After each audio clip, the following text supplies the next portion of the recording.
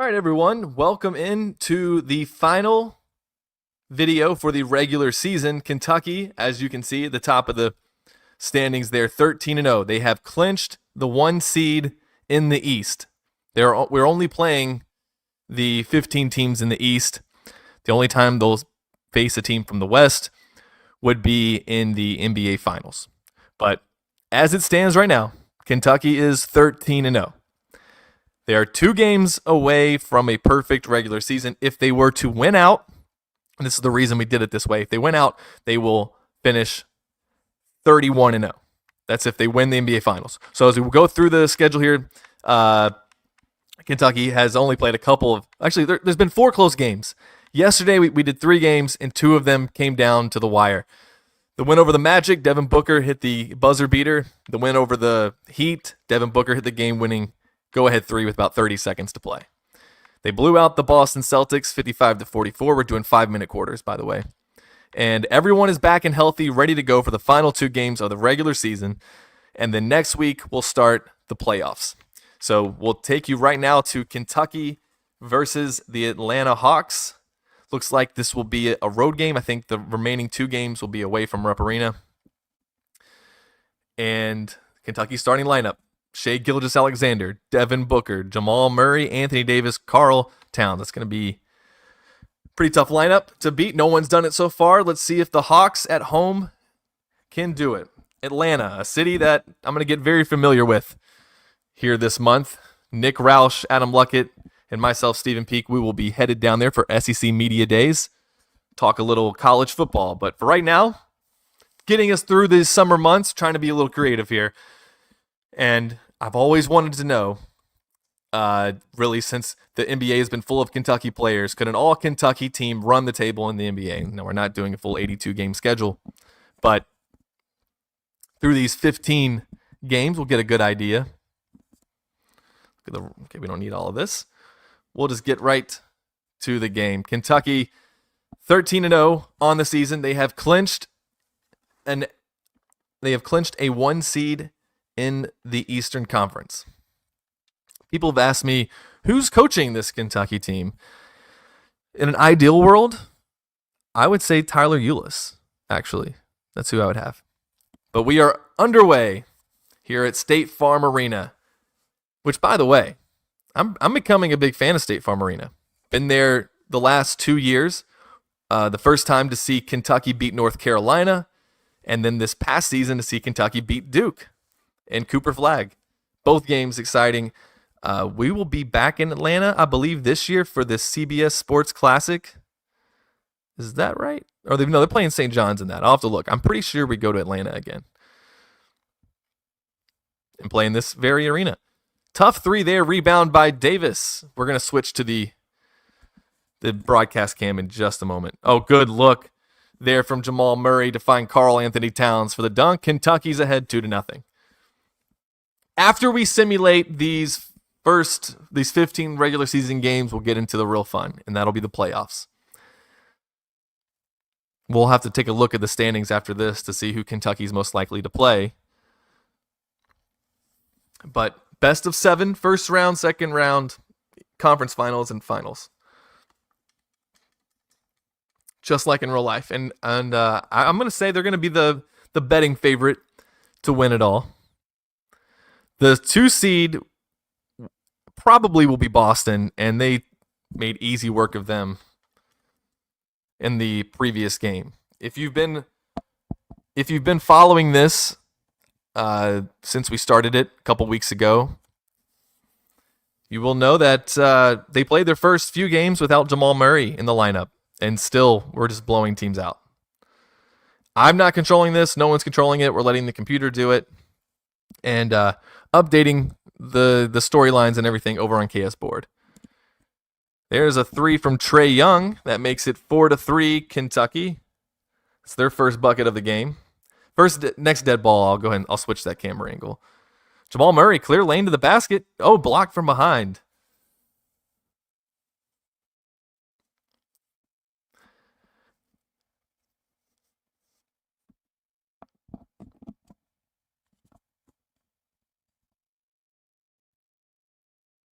Atlanta looking for back-to-back threes there. No good. Jamal Murray with the rebound gets it ahead to Karl Anthony Towns for the dunk. And that's the second time we've seen them two link up for an easy 2 points. So you see the record up there in the top right-hand corner. Kentucky 13-0. Mostly blowouts. There have been 4 games that they could have lost, and they made all the right plays down the stretch. Even when Devin Booker took an ill-advised 3. Oh, good. What a drive there by Davis. 8-3 Kentucky. Like I was saying, even when they've been challenged, they made the right plays down the stretch. Devin Booker against the Heat took a long 3 that was really unnecessary early in the shot clock. Or that was against the Magic, excuse me. And then the Magic came down and scored, tied the game. Devin Booker won it with a layup at the buzzer. Kentucky off to a good start in this one, up 8-3. I did say next dead ball. I'd switch that up. Let's stripped by Shea. Davis picks it up. Anthony Davis running point. I love it. Go ahead. Yeah, force that. That's good. No good. It is interesting watching the computer make decisions like that. Having Anthony Davis go coast to coast with a tough hook. Trying to score over Karl Anthony Towns. Can't do it. Towns the rebound. SGA bringing it up the floor. He'll go coast to coast, and he'll score. Kentucky leads 10-3. What a start for the Cats. State Farm Arena has been pretty good to Kentucky here recently. Looking for another 3 here. Man knocks it down, and it's 10-6. Atlanta has 2 field goals. They're both from long range. Let's see, Kentucky into a half-court offense. Tyler Heroes entered the game for Kentucky. Heroes hit some big shots in some of those close contests. He gets Shea rolling to the basket there. Gilgeous off the glass and in. 12-6. Shea has 4 points. Shea was the MVP of, I think, 4 of the first 5 games. Here recently, though, a little bit more diversity. Anthony Davis, Devin Booker, Karl Anthony Towns have all won MVPs in these individual contests. Down low to Shea again. Gilgeous makes that a little tougher than necessary, but he still scores it. That's 6 straight points for SGA, and the Kentucky lead is back to 6. 31 seconds, 9-second, about a 10-second differential between shot clock and game clock. What's Atlanta's best finish? It's something I would like to know. Like, that just feels like a franchise that just doesn't. Oh, that ball swatted by SGA. Daniels recovers for the Hawks. Now flips up a tough runner with the left. It's no good. Rebound Towns, 6 seconds to play. Kentucky will get the last shot. Hero drives baseline, flips it up. No good, but a foul on Man. That will send Hero to the line for 2 with 2.6 to play in the first quarter. Hero's first free throw is good. Let's go ahead and switch that camera angle real fast. Takes 2 seconds. There we go. So Kentucky with a chance here to double up the Hawks in the first quarter as they go to the bench for the final 2.5 seconds.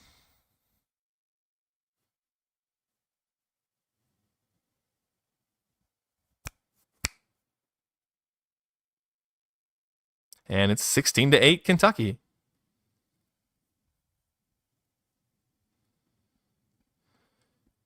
So the first quarter in the books here in game 14. Kentucky well in control. Look at that tough finish from Shea. And that block. That's one of the more vicious blocks I've seen during this simulation.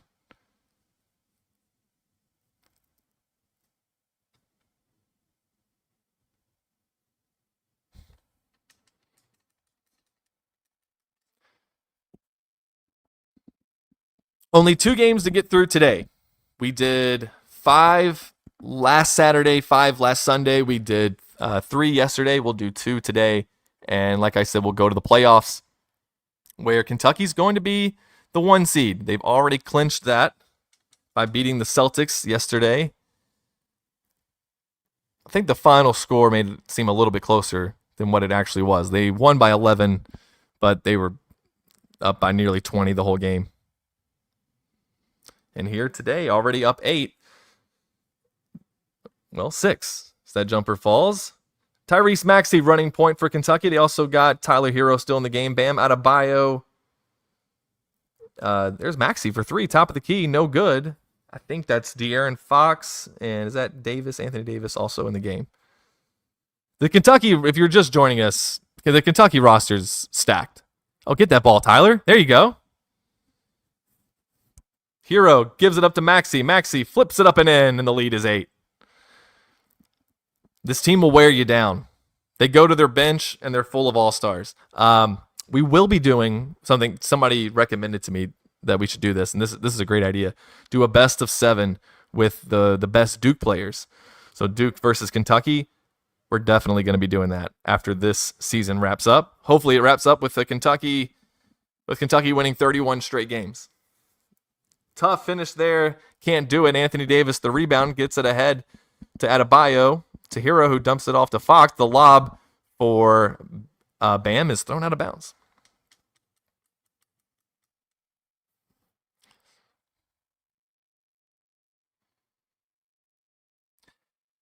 One thing about this game, too many timeouts. Is if there was a way to adjust that, I totally would do it. Because these cutscenes, I just can't deal with them. It's just an extra 3 minutes total that gets added on to every game that I could just totally do without.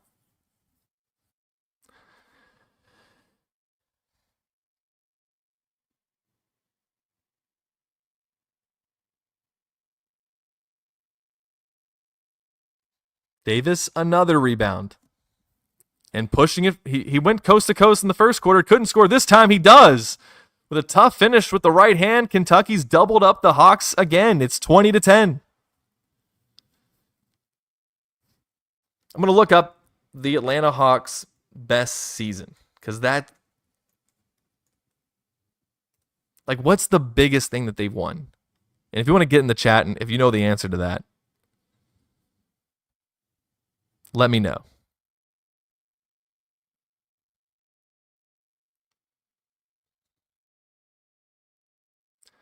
Okay, so there you go. They did win the division in 2021. That was only a few years ago. They did in 2015. Then before that, 1994.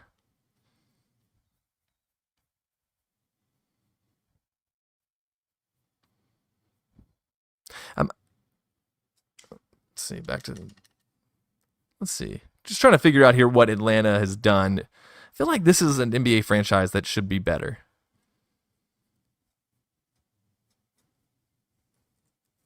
Who did they lose to in 2021? And if anybody knows, put it in the chat. So I don't have to keep looking it up.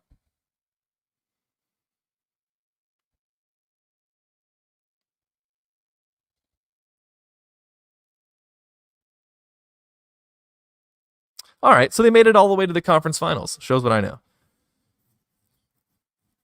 They actually upset the 76. Now that I'm reading this, I do remember this happening.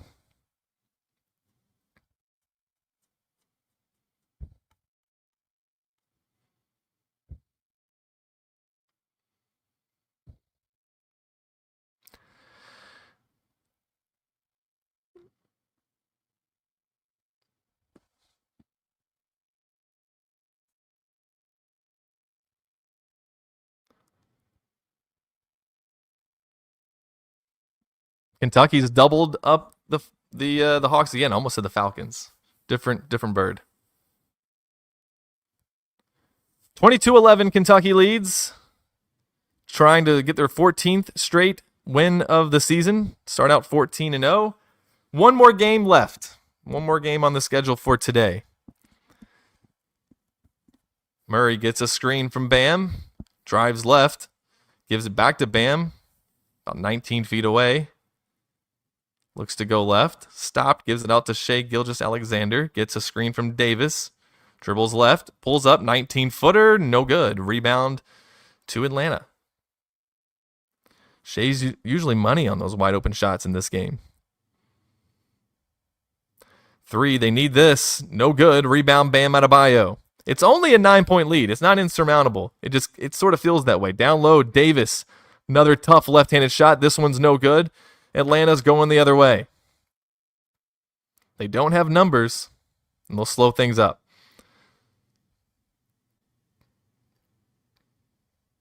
Young, 3, top of the key. No good. Atlanta can't get any of those big shots to fall to get back into this one. Shea driving. He'll flip it up with his right hand, and it will go in. 24-13 Cats.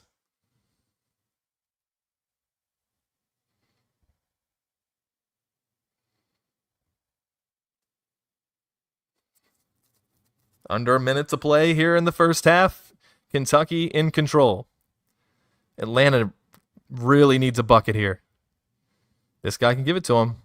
Don't let him shoot. Top of the key 3. It rattles out. Rebound Davis. 2-second differential between shot clock and game clock. Shea Alexander. Taking the air out of the ball a little bit. This is smart. They didn't do this the last game. Shea, 3, top of the key. No good. Rebound to the Hawks. Here they come the other way. They're going to pick up and throw a full... Oh, he made it! Unbelievable. They couldn't hit anything all game, and that one, he took the shot with 2 seconds still on the clock from half court, a one-handed shot from beyond the half court line, and he buried it. Incredible. It's Atlanta's third 3 of the game, and it makes it a 24-16 Kentucky lead. It's very manageable now for Atlanta. That was a huge shot.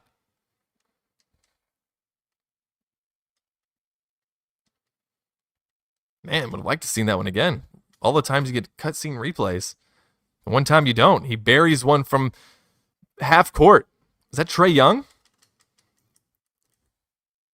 Here's a look at the standings. The Hawks probably, well, yeah, they might sneak into the playoffs. They might be able to hold on to that spot, get into the playoffs. But Kentucky obviously have clinched the Eastern Conference. Eastern Conference champs. There you go.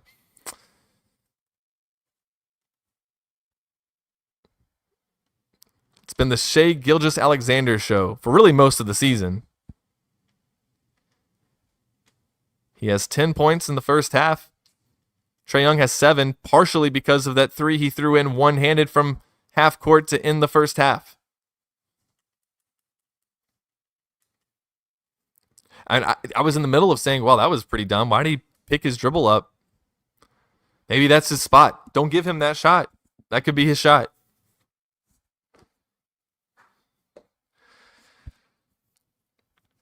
Second half action. Kentucky leading 24-16. Johnson, 3, left wing, no good. Rebound, Karl Anthony Towns. He clears some space. They get it ahead. Oh, what a shot. Booker buries it. Man, ill-advised shot, really, and Booker knocked it down. Cats lead by 10. Back to a double-digit lead, where it's been most of the afternoon.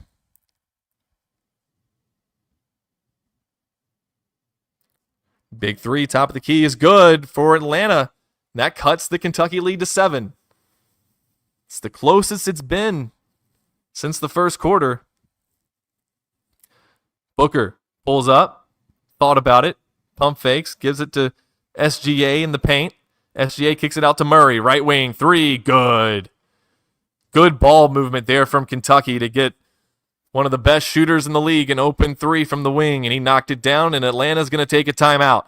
Kentucky leads 29-19, 3:53 to play. Looking for their 14th win of the season in 14 games. 1 game left to play, as we're going to see if they can beat every team in the East, and then beat them, or at least 3 of them again, in the playoffs. And they'd have to do it, a total of 12 times? Then win 4 more and go 31-0 and win it all. This is just the computer controlling it. This just really highlights just how many dominant players have come from Kentucky. When you put them all on the same team together, it really shows. And I have to mention, I had to leave some guys out. If you look over there on the bench, I think Rob Dillingham is sitting next to the photographers. Reed Shepard's also on the bench. Here's a big three. They need that. It's no good. Davis the rebound. This is just a loaded team, and once other teams get to their bench, Kentucky's got 5 all-stars ready to check in. Murray drives with his left, flips it high off the glass, no good. Atlanta comes the other way. Spin move, drive, and a dunk. And Kentucky's going to take a timeout to reset some things. They still lead by 8, but this one far from over. It looked like Kentucky was just going to run away with this one. But Atlanta has kept clawing back. That 3 at the end of the half from beyond half court may prove to be pretty big. Booker, another pull up, no good. Johnson, the rebound. Yeah, speaking like Keldon Johnson's not on this Kentucky team. I mean, Trey Lyles is not on this Kentucky team. I had to leave some guys out, which just shows just how many stars have come through Lexington, Kentucky. Davis kicks to Booker. You can't leave him open. Corner 3, got it. And Kentucky's lead is now 11. With 5-minute quarters, there's only 7 minutes to play in the game. Atlanta needs to make the most of every possession.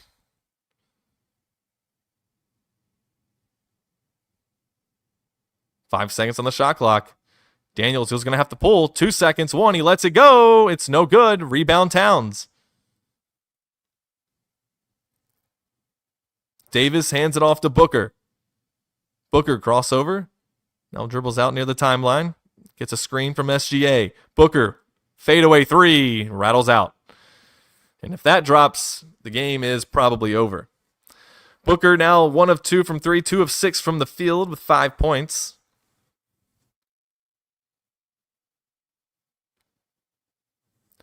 Shot clock again under 10. The Hawks using a lot of time here. 3 seconds. Daniels going to have to pull again. They get it off to Young. Ball fake. Fadeaway 3. No good. Rebound Towns. Good defense by Kentucky. Davis with the ball now. Dribbles between his legs. Man, he's like a point guard who's 7 foot. Murray with the ball. Left wing. See if he dumps it down to Davis here. And he does. Davis backing his man down. Puts it up off the glass and in. And the Cats lead is 13. And this one getting away from the Hawks now. They had it down to 7, but the lead has ballooned back to 13 points. Here's a 3. They need it. They don't get it. Rebound Murray. 5-second differential between shot clock and game clock. Shea gets it to Towns. Top of the key. 3. No good. Atlanta will hold for the last shot most likely. Trae Young with the ball. Gets it into the corner. Back to Young. 7 seconds. 6. He drives on Shea. Flips it up off the glass. It rolls off. Shea with the rebound. 2 seconds. Let's see if he can match one from beyond half court. It's almost. Rattles in and out. We'll go to the fourth quarter. Kentucky 34. Atlanta 21. Kentucky's 5 minutes away from starting out 14-0. And I'll be honest, when I started this, I kind of thought, well, they probably won't go undefeated. They'll likely lose at least one game. But it'll be fun. I still think they'll win the finals. And here we are, closing in on an undefeated season. Still have one more game to get to today. That's right, Matt. We're doing play-by-play and color commentary. Let me tell you what. I grew up listening to Tom Leach. He's like one of my idols. Nice little giving. Was that a nice little slip there from Bam Adebayo? Kentucky's up by 15. Matt, what's funny is I bought my dad a shirt that said I'd rather listen to Leach, and then I put all these famous Tom Leach calls on it because that's growing up, like we'd have the games on the TV, but we would, of course, time the radio so we can listen to Tom Leach. There are games I wish I could rewatch and like watch the complete game with Tom Leach's commentary. He's very good at what he does. I seriously like dread the day that he's no longer doing Kentucky games. Like that'll be a sad day. When it's Tom Leach's last game, that will be a sad day for Kentucky fans. Let's get Tom Leach one more title call. I loved his here's how you count to 8. Ooh, slick move by Booker, but can't finish. I believe that when they were beating Kansas, he was winding down the last few seconds, and he said, here's how you count to 8, 3, 2, 1, and then you get it. Atlanta's cut the lead to 13 with a bucket there, but time not on their side. They've only scored 23 points through the first 17 minutes. They'll need to score 13 and 3, and there's Tyler Hero with a dagger. 39-23, Kentucky.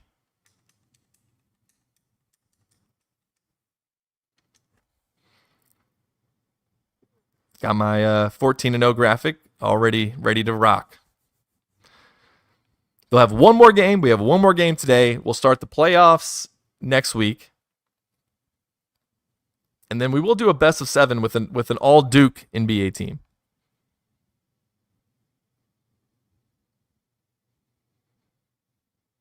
Yeah, Matt, you should definitely try this.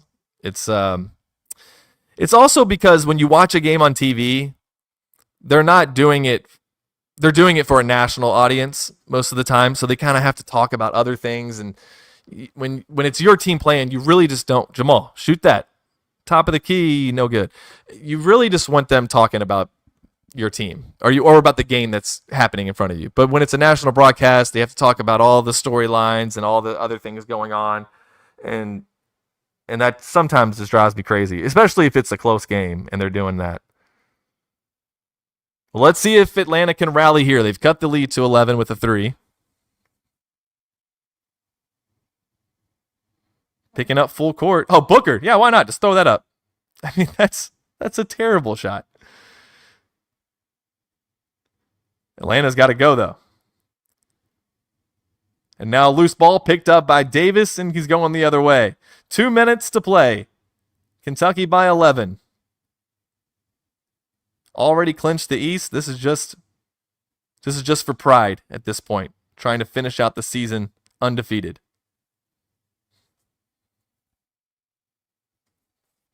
Tough foul there. They have a chance to cut it to single digits. There's enough time if they can get hot. Missing free throws and turning the ball over, that's not going to help.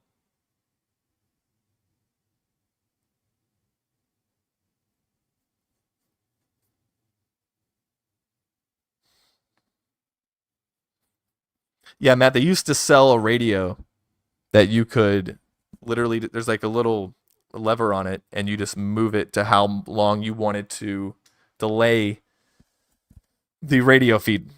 So I think we'd set it to like 15 seconds or something. However, I think that's about how long it was to where it matched up with the TV, close enough at least.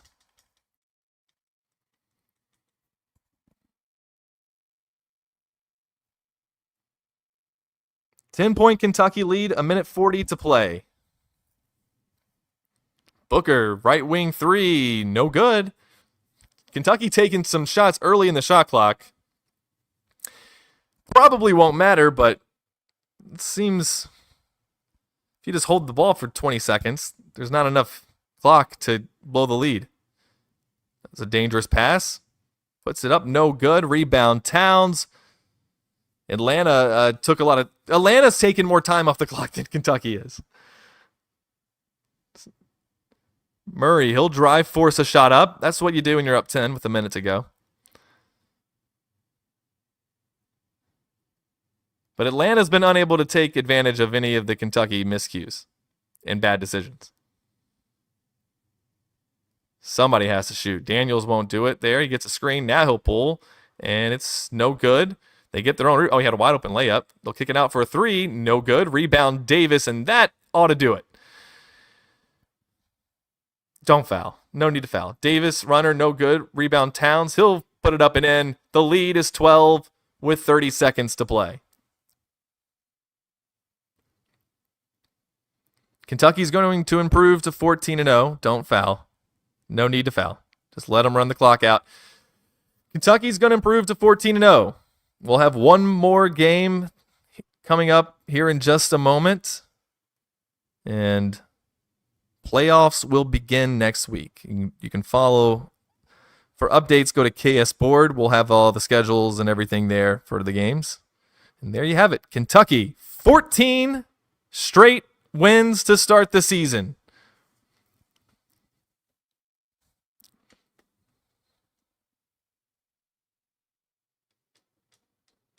And we'll get you teed up for the next. Let's get the next game teed up here. Should have looked up who the player of the game was. I'm going to guess it was SGA. I don't think that would have been a shock to anyone. Let's see. So the Milwaukee Bucks will be the final game left, and they are 4-10.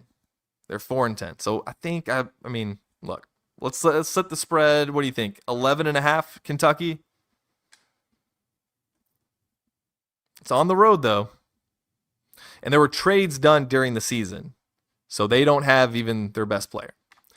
Kentucky's going to stick with their same starting rotation because now you're playing for pride. You're playing to finish the season undefeated.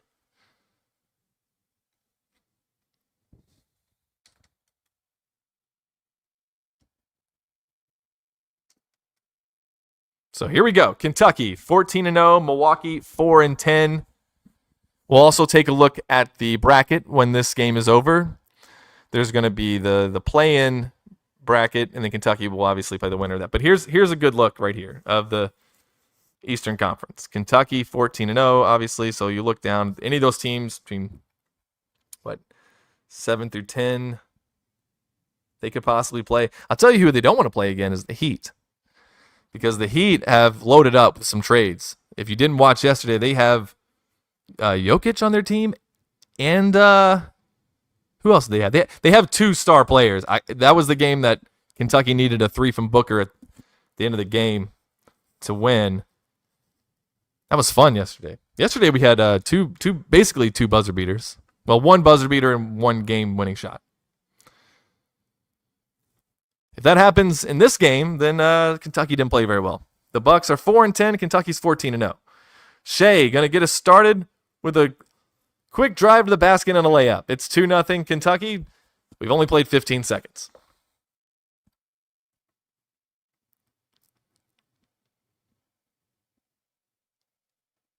Portis Jr. I've thought too, Bobby Portis Jr., I believe, played at Arkansas. I thought it would be kind of cool maybe to do, if we do the Duke thing, we're going to do a Duke best of 7, and then we're going to do maybe an all SEC versus all Kentucky players best of 7. I thought that might be kind of fun too. Let me know in the chat if you have any other suggestions of sims that we should run that could be fun. We're going to do a best of 7 versus the all Duke NBA team versus the all Kentucky NBA team, and then, like I said, an all SEC versus an all Kentucky team. Good look to Shea there. He'll go to the free throw line for 2. Damian Lillard called for the foul. Shea, I think, has only missed 1 free throw. Maybe he's missed 2 all season.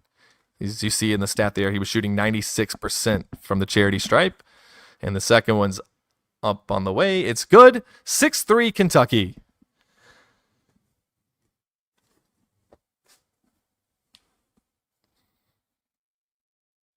Bobby Portis Jr., did he ever beat Kentucky while he was at Arkansas? I'm thinking it was Arkansas. I could be wrong.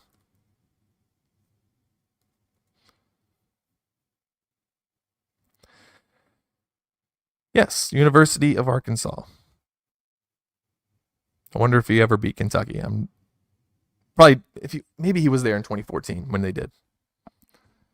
Kentucky leads 6-3. We just getting going in the final game of the regular season. Shea with a step back, no good. Kuzma the rebound. We'll switch over to that broadcast cam, I promise, next dead ball.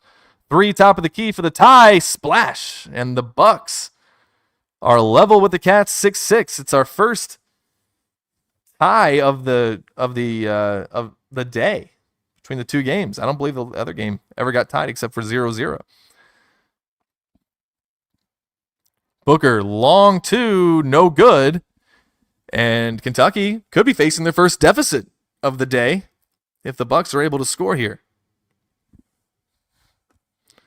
Just under halfway through the first quarter, and there's a 3-second violation. Kentucky will get the ball back. That stat that popped up there, Kentucky is holding their opponents to just 40 points through 20 minutes of play.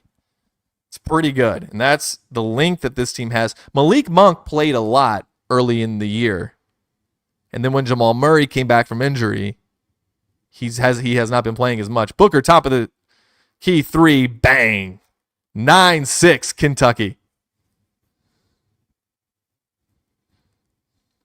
We're back. Kentucky boy 22. Now, when I read Kentucky boy 22, I can't help but think of Jared Lorenzen. I think, or to some extent Chris Oates, but definitely J-Lo pops up. Whenever I see the number 22 now, I'd immediately think Jared Lorenzen. 9-6 Wildcats. Long two from Trent Jr. is good. Milwaukee has hit a pair of threes and a long two. Very reminiscent of how the Atlanta Hawks started their game versus the Cats just several minutes ago. There's Hero, left wing three. Good. Tyler Hero off the down screen pops up for a three. We running floppy action?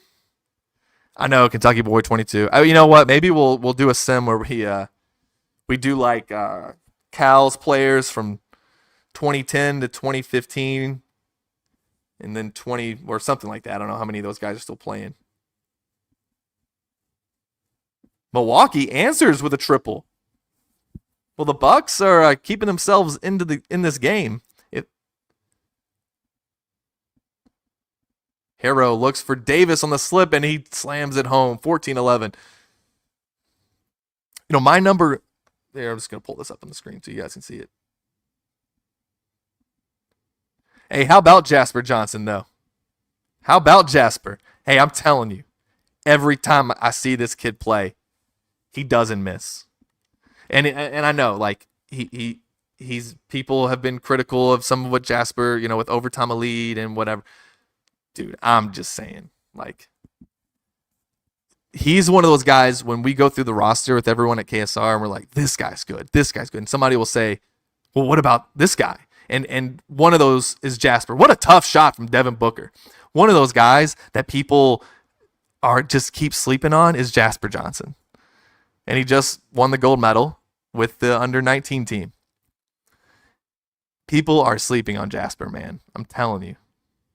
Maybe I'll be wrong and he won't be a star this year. But if that's the case, he's going to be a star next year. But I think Hero, another three, right wing, in and out. I really think he's going to impress some people. When everyone was freaking out about not getting a shooter, I just kept, it's like, is Jasper not that guy? 3 seconds, drives to the lane, gets fouled by SGA. That will send the Bucks to the line to shoot two. Kentucky going to the bench. This isn't surprising to me. I actually got to, it's not the same Germany team, but it was fun when we were in Toronto a couple summers ago to watch the Kentucky team play in Global Jam. They took down Germany. Let's see. Yeah, I just wish the kid would put.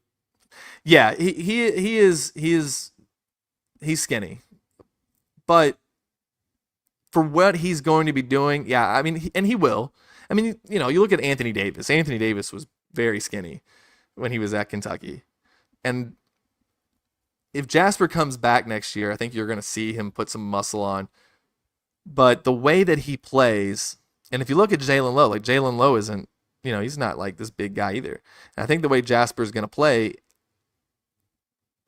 like, I don't think that's going to be too much of an issue. I mean, obviously people are worried about defense. That's what they're worried about. But I've said, like, he has the tools to be good on defense. He's got a long reach. He can block shots. He's got all you need. To match most players and at his position. I'm super pumped to see Jasper play for Kentucky. And I love that he's embracing the KY till I die stuff like that. That stuff matters. Come on, hit that. Dang. De'Aaron Fox hadn't scored yet this season. I was hoping that would drop. Yeah, Kentucky boy. I mean, yes, you're right. I mean, AD had the advantage of being like 7 foot and an absolute freak. But I still think I don't think Jasper's going to be like a terrible like liability on defense, and I really do believe it's going to be a situation where it's going to be hard for him to stay off the floor. Like it's going to be hard for Mark Pope to keep him off the floor. I firmly believe that. There will be games where you're like, because he's a freshman, and there's going to be games where you're going to be like, all right, this one ain't for you. This ain't, your head's not in it. That stuff happens over the course of a long season when these kids are thinking about their futures. And Cam Williams, let me say this.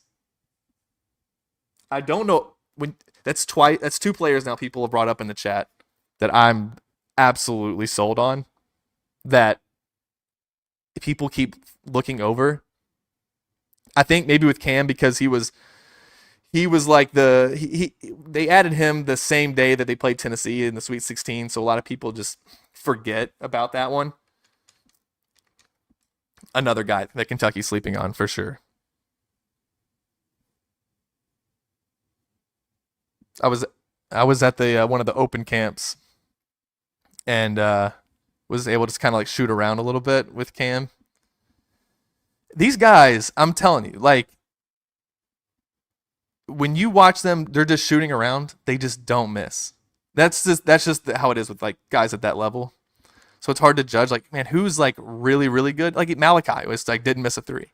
And I don't know how many threes I'm gonna want Malachi taking. Unguarded though, these guys don't miss. Like Tyler Hero. Bet you he never missed in practice either.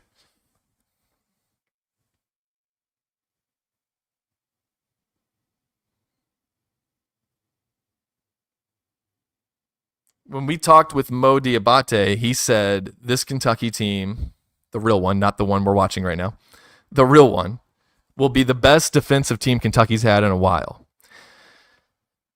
And Diabate watched a lot of Kentucky basketball because because Hamidou Diallo, he was a big fan of Hamidou, so he watched a lot of and this look, that I mean, that's something. Peanut Butter Posse, big fan of him.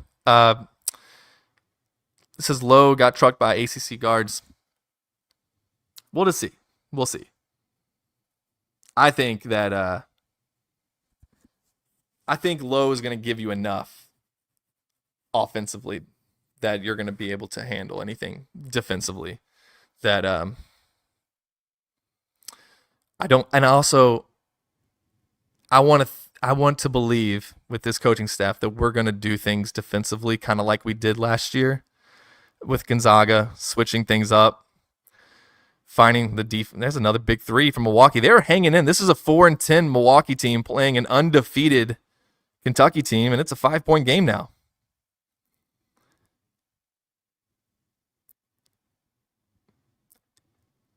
There was a time with Cal where I just hit that, Shea. Good ball movement. Gildress Alexander, man. When you get that inside-out three, the feet are set.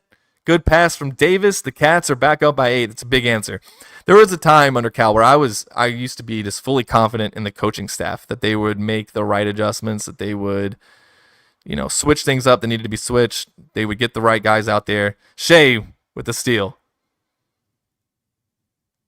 To the basket. Flips it up and in, and the lead is 10. The first double-digit lead of the game. And then I stopped having as much confidence. Milwaukee taking a timeout. But with Pope in this group, I really am confident that this team has all the talent. Now it's up for the coaching staff. Yes, Holly, I do mean when Robick was there. Absolutely, that is kind of what I'm getting at.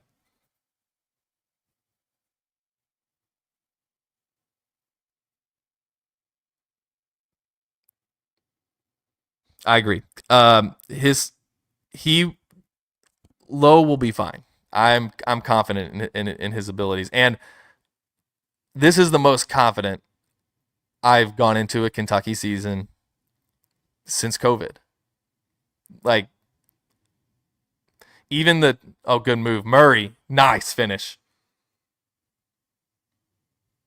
Even the 2023-24 team, which was very talented. I didn't know how good Reed Sheppard was going to be. I didn't know that he would, end up being a top 3 pick in the NBA draft.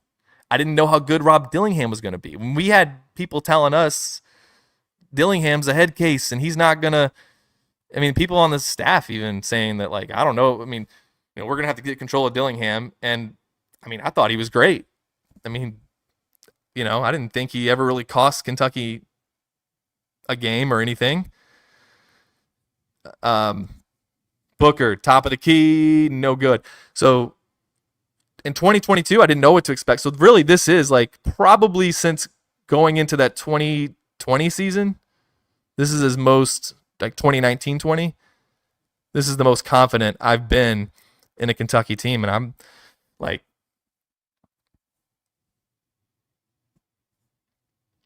speaking of confidence in a Kentucky team, they are rolling right now, up 28-18, trying to finish out this undefeated season.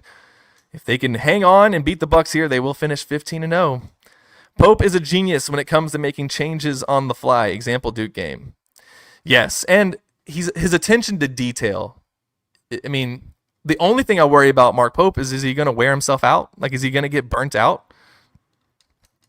Because he watched so much film on Cooper that he knew that, early. This is November.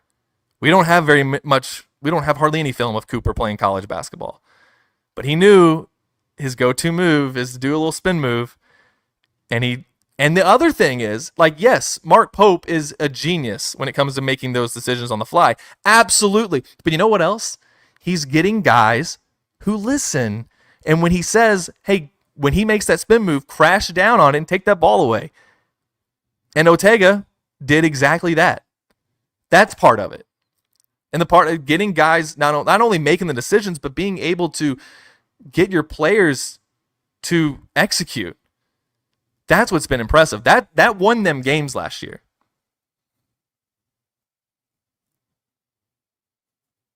Yeah, I think with last year's team, they had one of the best defensive players from the CAA and Amari Williams, and then they had Ortega, but then like Jackson, Lamont was another great defender. Once guys started getting hurt, and this is how much of a psychopath I am. I watched the Florida game today because my dad and I were talking about it on July 4th, and I was like, I'm gonna watch that. Probably one of the most entertaining basketball games that Rupp Arena has ever seen.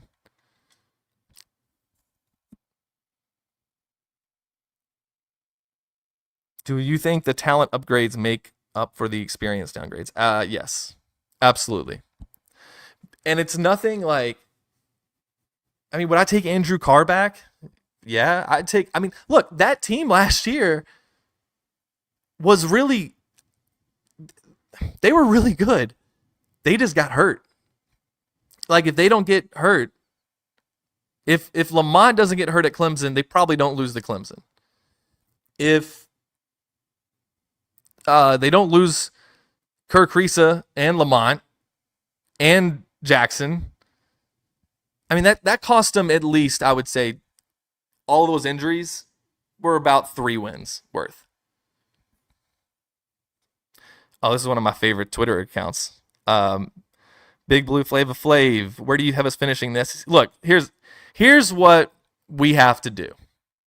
Kentucky basketball hasn't won the SEC tournament or regular season since we all had to get locked inside of our houses. And it's time we start doing that again. I think this year's team, with as deep as they are, I know the SEC is tough, and I won't be like Pope failed if they don't do it, but we're winning the SEC this year, and that needs to be the goal. And if you don't win it outright, then you need to win 3 games in Nashville as a 2, 3, or 4 seed, and bring home some hardware there. Kentucky needs to get back to winning titles again. And it doesn't have to be the national title this year. It doesn't have to, make the Final Four. It doesn't have to be a banner season, which we only hang banners for Final Fours and national titles. But, let's win something. Let's win a trophy this year. We get 3 chances to win a trophy. You get the SEC regular season, you get the SEC tournament, and then you get going to the Final Four. They do give you a trophy for winning the regional.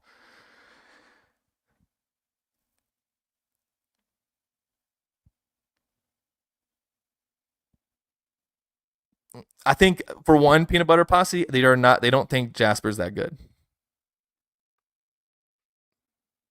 Man, Kentucky puts the lead back up to 8 with a tough bucket from Shea Gilgeous-Alexander. Timeout, Milwaukee. This is fun. I'm enjoying this on a Sunday. I think, yeah. So I'm going to answer this question because, like, I'm just some guy. Like it's fun. I get to talk with people who are in the know a little bit, and I get to go to some of these events and see some of the players. And I agree with this. I think being underrated works to our advantage, especially under Pope. And I think here's one thing. If you don't want to rank Kentucky in the top 3 because you don't think the talent is top 3, I think the coaching staff makes up for some of it too. So it's like, yeah, we have a great team. Also, a great coaching staff that's attention to detail is like some of the best, one of, if not the best in the country. Good pull up from Shea to get this lead back to 8. Don't blow this on game 15, Kentucky. Come on. I think there's some question marks that Kentucky will have to answer to get the national respect for people to consider them true title contenders. But yes, Big Blue Flavor Flav, they're sleeping on Jasper. Like they just are. They don't Devin.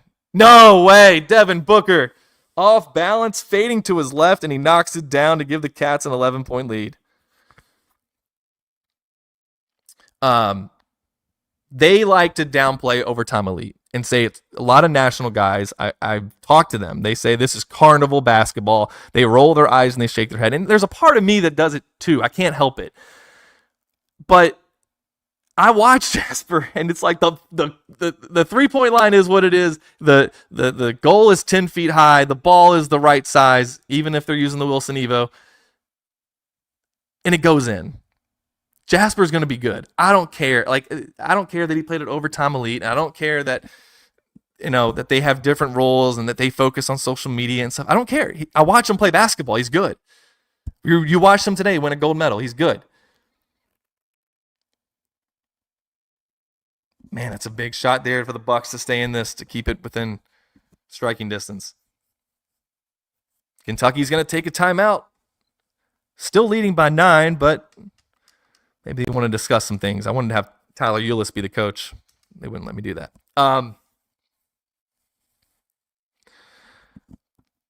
Okay, I'll give you exact, and that's what I was going to say. Dillingham, who has lived up to expectations? Rob Dillingham. Rob, and then Jordan. See, that's the thing. People look at it and they say, "Well, Jordan Burks averaged 27 points per game," and it's like, why don't we watch how they average their points? All right, like are they? Somebody. It was Brandon Ramsey, KSR. I talked to a lot about Jasper, and he says Jasper plays basketball with the level of difficulty at 10, and if he played it at 7, he would probably be better because he just takes tough shots. He makes it harder. But I don't think that's going to be an issue.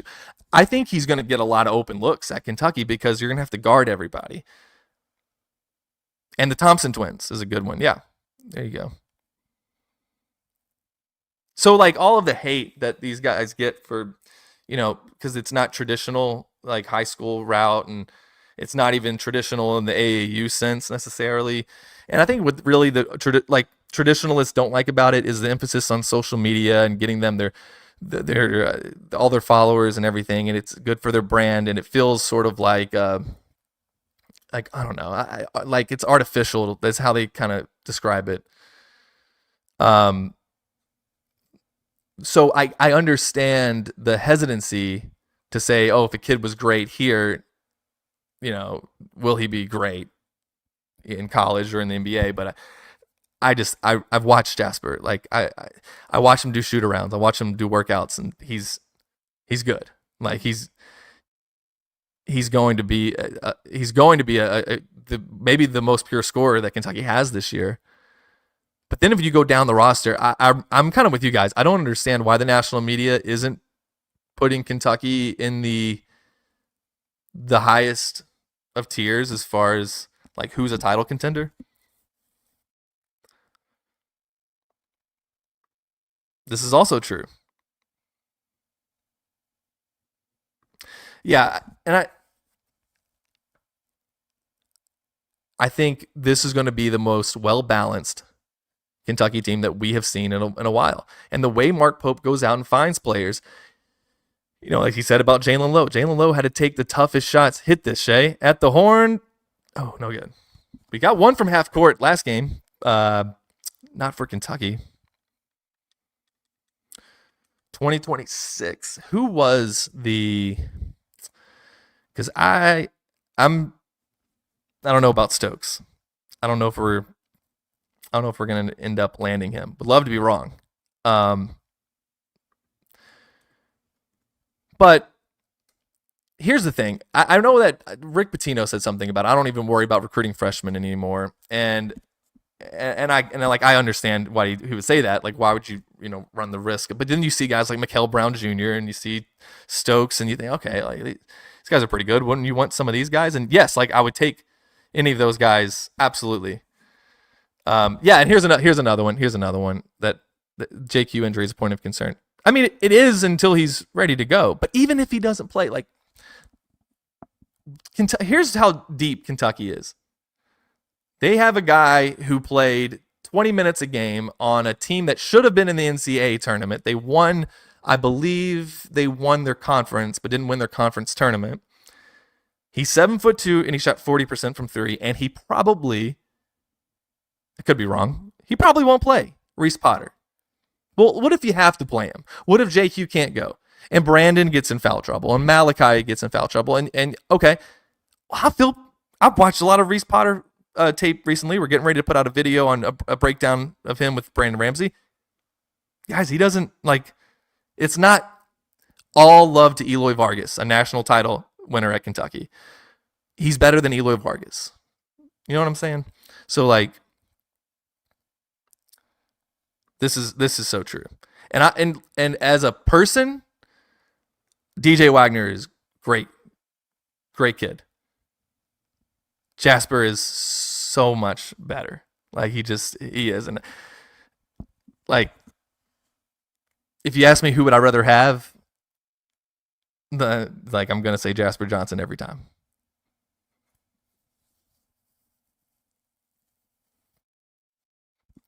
Look, this may be true. This may be true. I've said, like, I could be wrong on Jasper being elite this year.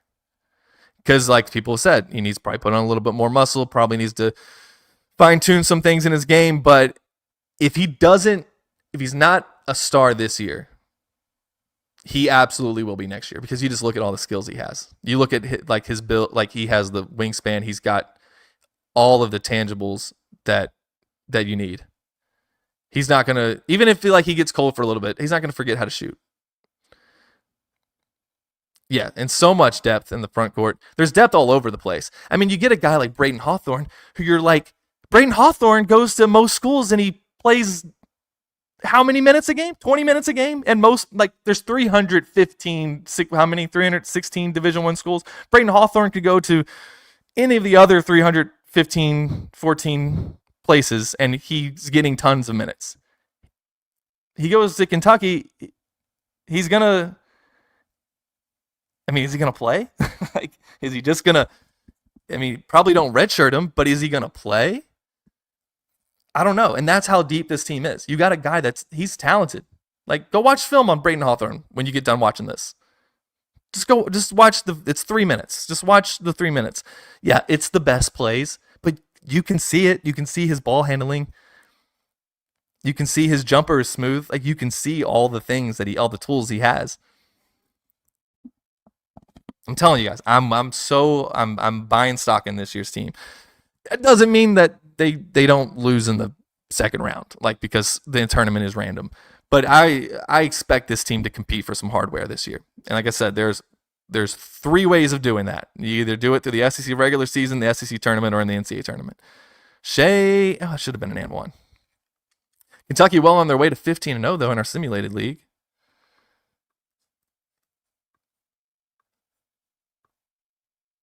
And the schedule this year is so fun. We can't, and here's something I'm going to struggle with, getting caught up in the wins and losses. Because I mean, they're not going to run the table this year. They're gonna lose some games. I'll tell you the game that made me the most upset was the Ohio State game last year. That might have been the worst game they played all season. Was that game in New York City? Yes, Justin Edwards and DJ Wagner were 1 and 2.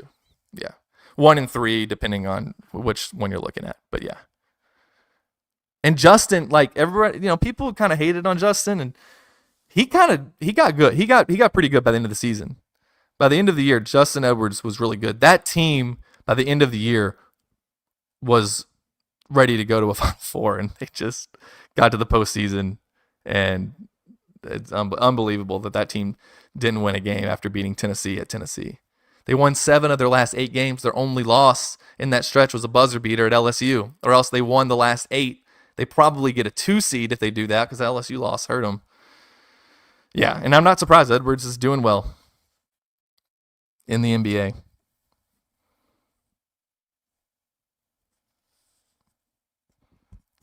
And Austin, I'm working on a video right now that breaks down why you got to have a 1 seed to win the national title.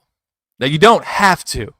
Obviously, teams win it without it, but not very often. I want to see. We haven't had a 1 seed since 2015. That's something else that we got to get back to. The greatest program in college basketball history can't be going over a decade without a 1 seed. And the reason we stopped getting 1 seeds is because under Cal we kept losing games in November and December that we shouldn't have. Man, the Bucks needed that 3, didn't get it to fall.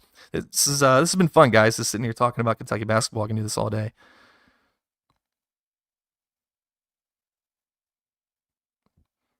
Towns from 3, the dagger. The Cats lead by 15 on the road, and they're about to win game number 15.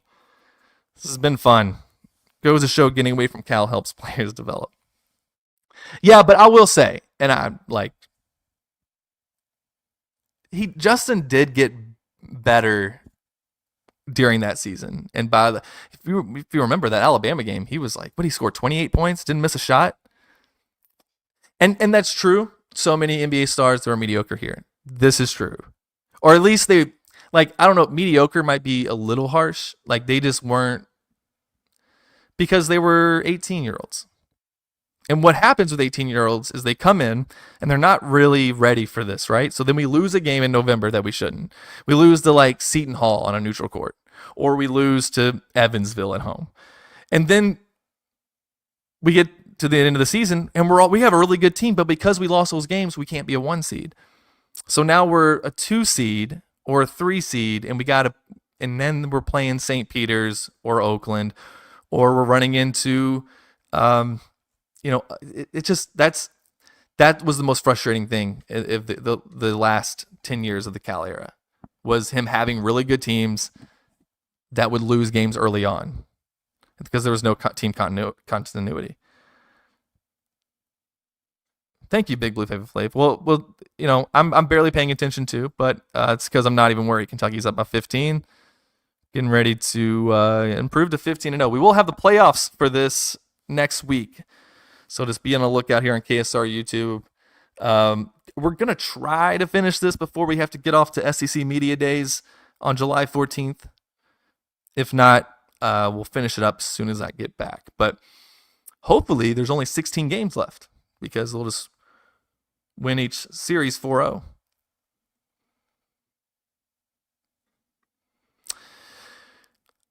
Yeah, and especially because, and Austin, and the reason I agree with you with that is because the game was shifting to being what it is now. So it's like, okay, Cal, yeah, I guess the streak doesn't necessarily matter. It's fun, and it was 30 years, but I guess it doesn't matter.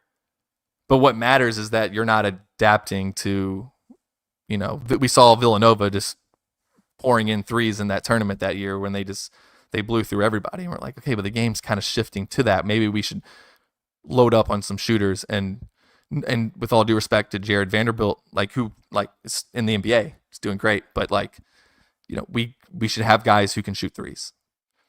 And now we have a coach who's going to do that. We got plenty of shooters this year. I'm excited about that. I mean, even Mo Diabate, like low volume, but 12 of 26? 12 of 20. He's like one of the worst shooters on the team. And he shot 12 of 26 last year.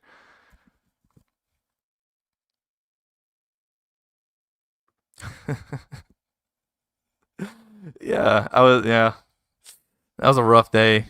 Gosh, where were we for that? I guess that was Greensboro, North Carolina.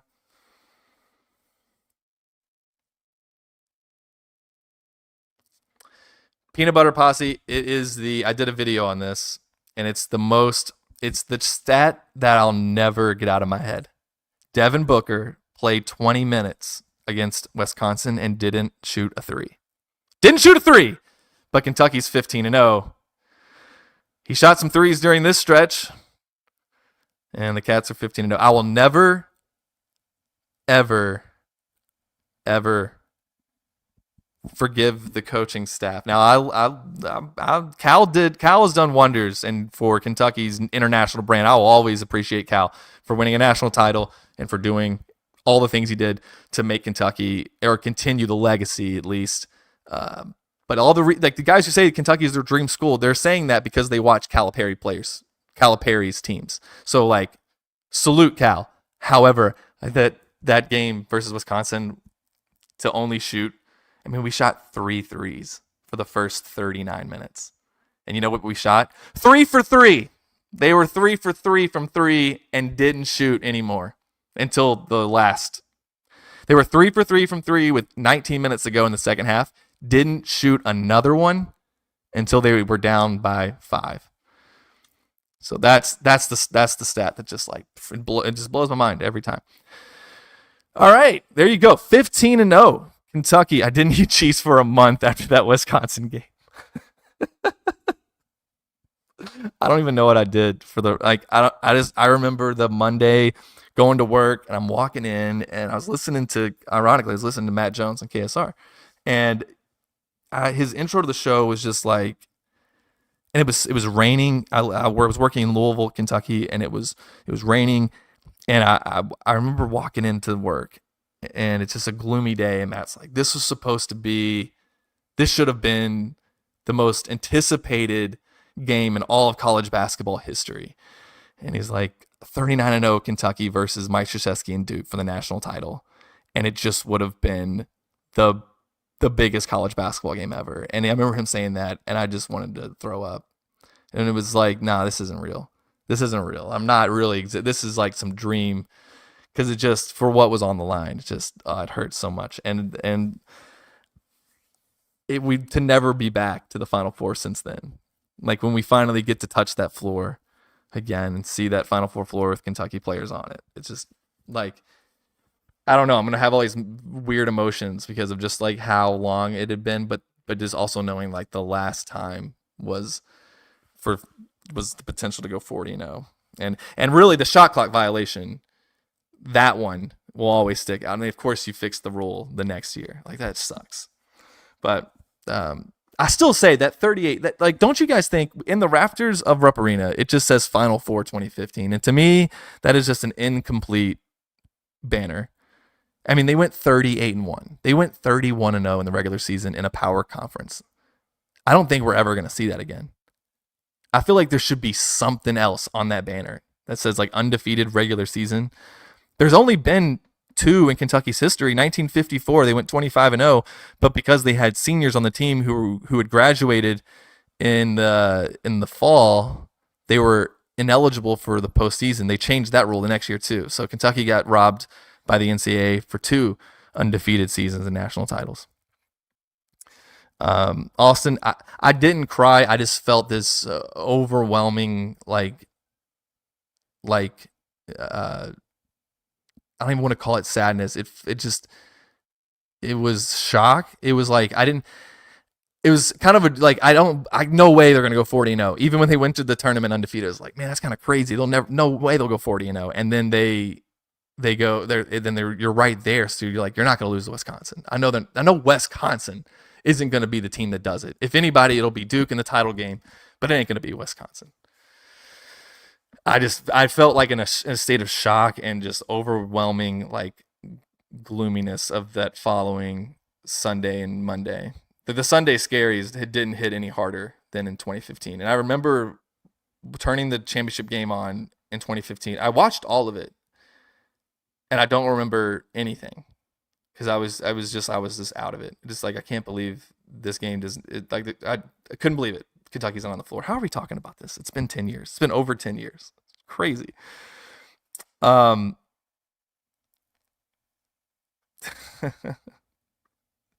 With that team, Cal is the only coach that wouldn't have gone undefeated. Man, I don't know. I mean, like they won some close games, and there's something to say about like when you're able to do that, like the A&M game that year. They should have lost. Trey Lyles hit 2 free throws to force the second overtime. The Ole Miss game at home, they should have lost, but they managed to win those games, and that to me that's a sign of a good coaching staff. Like I do think that that like Robick knew what he was doing, and this was the coach, I guess, Javon Poole. I mean, he did great, 15-0. See any other awards? Anybody from Kentucky win anything? Nope, that's it. All right, awesome. All NBA first team. Anybody from Kentucky? No, I mean a team went undefeated, guys. You're just okay. Second team, Shea. Anybody else? Nope. Third team, guys. There's a team that went undefeated. Are you kidding me? It's a problem. We're too good. All right. So the play-in tournament, we'll figure out who we play. Should we just do that now? Just figure out who we're gonna play so we can hype it up as such. I think we should. We should probably do that.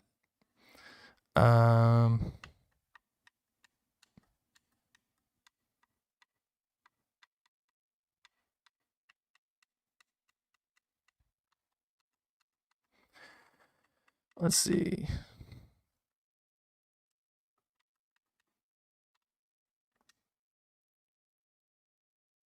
Let's go ahead and simulate those playing games.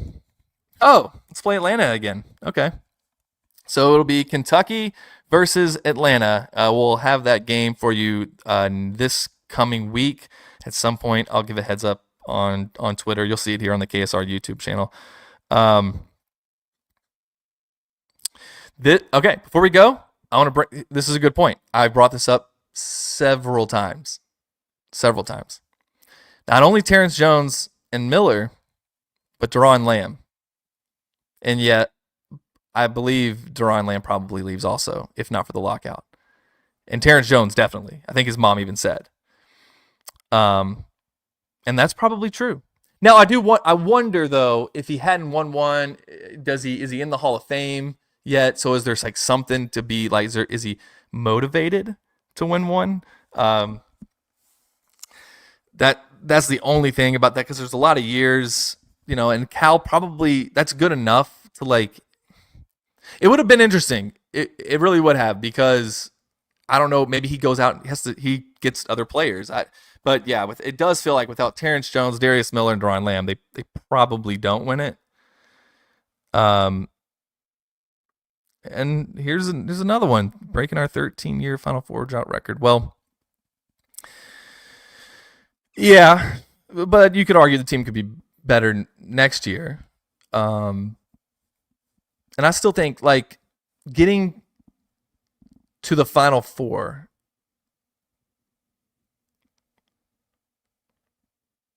I know the tournament is random, but if you can lock in a 1 seed, and I've looked at the percentages of this, if you get a 1 seed, you have like I'll look it up for you guys real fast, but it was something like 50 or something. Let's see, 2 seeds beat. This is a video I'm getting ready to put out. I'm working on right now, so I think you all will like it. It actually kind of ruined March Madness for me a little bit because while there are outlier years, since Calipari got to Kentucky, I think all but like 4 seasons a 1 seed has won, and the rest have all been UConn, and then Villanova won as a 2 seed. So, like either you're a 1 seed or you're UConn. Let's see here. A 1 seed.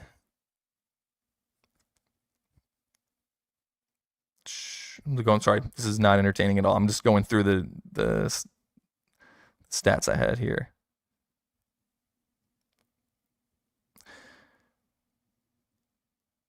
So a 1 seed is making it to the Sweet 16 86% of the time. And then they're getting to the Elite 8 over 70% of the time.